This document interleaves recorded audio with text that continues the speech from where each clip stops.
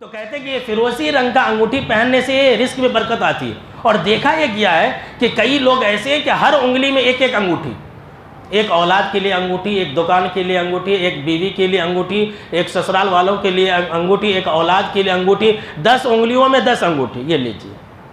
اور یہ جو انگوٹھی کا نگینہ ہے نا، وہ پتھر کے نیچے سوراخ بھی رکھتے ہیں، اور اس انگوٹھی میں سوراخ رکھنے کے بعد کیا بولتے ہیں، وہ پتھر کی جو برکت ہے ہمارے جسم میں گھسے گی۔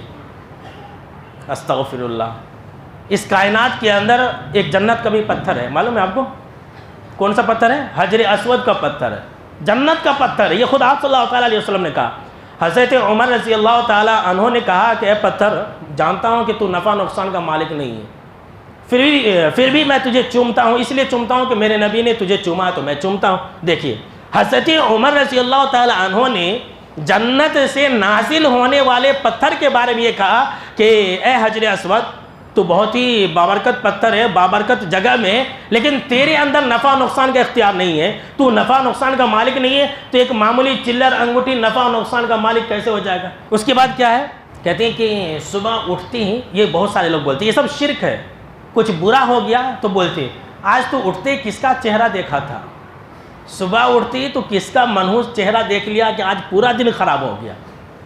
یہ بھی شرک کے دائرے میں آتا ہے میرے بھائیوں، اور یہ حدیث کے اندر بھی ہے کہ آپ صلی اللہ علیہ وسلم فرمایا کہ انسان اپنی زبان سے جو من میں آئے نکال دیتا ہے، اس کا معنی اور مفہوم نہیں سمجھتا ہے، لیکن اس کی وجہ سے وہ جہنم میں گر چکا ہوتا ہے۔ اللہ کی پناہ۔ لوگ ایسا بولتے ہیں کہ بھائی آج میں نے اس کا چہرہ دیکھ لیا، رے آیا میرے سامنے میں ہو گیا، میرا دن سارا بیکار ہو جاتا، اتنی منحوس صورت تھی، آج میں کس کا چہرہ دیکھ لیا کہ میرا بیپار ہی نہیں چلا، ایسا بولتے ہیں۔ بالکل ہی غلط ہے۔ اس کے بعد ابھی آگے سنیے، کہتے ہیں کہ بائیں آنکھ پھڑکنے سے مصیبت نازل ہوتی ہے۔ یہ بائیں آنکھ، لیفٹ سائڈ کا آنکھ پھڑکے تو مصیبت آتی ہے۔ اچھا اگر دائیں آنکھ پھڑکے، سیدھے طرف کا آنکھ پھڑکے اور کھجلی آئے تو بولتے مال آنے والا ہے۔ یہ سب دیکھیں کتنی غلط بات ہے جو مسلمانوں کے اندر آ گئی ہے۔ ابھی نمبر 27 28 سنیے۔ سماج معاشرے کے اندر یہ بھی ایسا نہیں تھا، اب شروع ہوا ہے۔ کہتے ہیں جس کی بیوی حمل سے ہو وہ جنازے کو کندھا نہیں دینا۔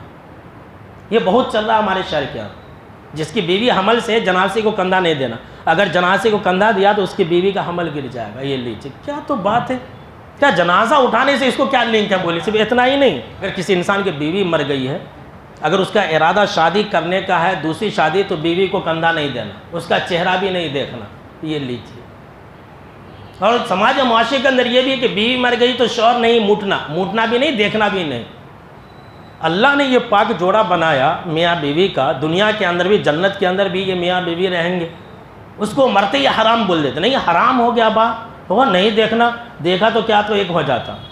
یہ بالکل ہی غلط ہے۔ یہ کہتے ہیں کہ بیگن ہے نا، بیگن شریف کو اگر آدھا کاٹیں گے، ایسا ترچھا کاٹیں گے تو بچے جو ہے نا کانا اور بہرے پیدا ہوتے، ڈیرے پیدا ہوتے گئے تھے۔ یہ لیجیے۔